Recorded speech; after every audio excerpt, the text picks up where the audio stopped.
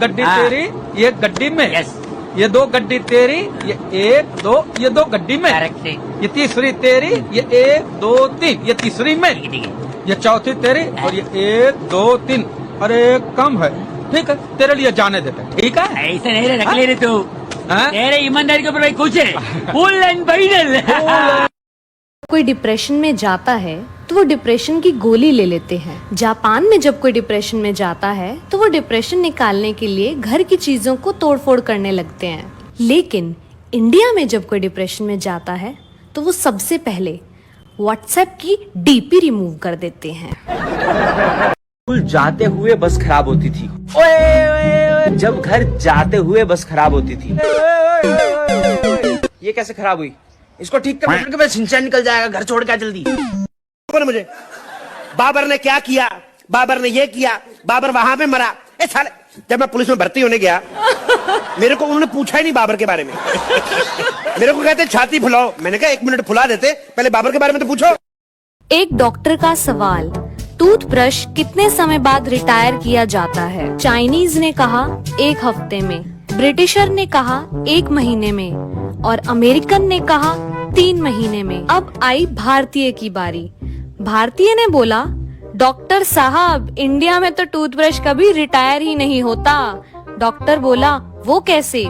भारतीय ने कहा, इंडिया में टूथब्रश सबसे पहले दांत साफ करने के काम आता है, फिर हेयर कलर करने के काम आता है, उसके बाद मशीन की सफाई के काम आता है और जब उसके बाल गिर जाते हैं तो पजामे में नाड़ा डालने के काम।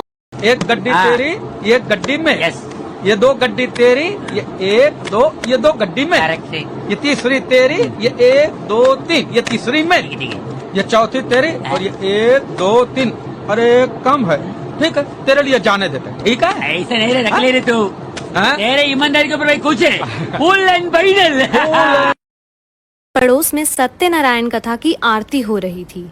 आरती की थाली गुप्ता जी के सामने आने पर गुप्ता जी ने अपनी जेब में से छांट कर एक कटा फटा 10 रुपए का नोट कोई देखे नहीं ऐसे डाल दिया। आरती के समय वहाँ पर काफी लोग थे।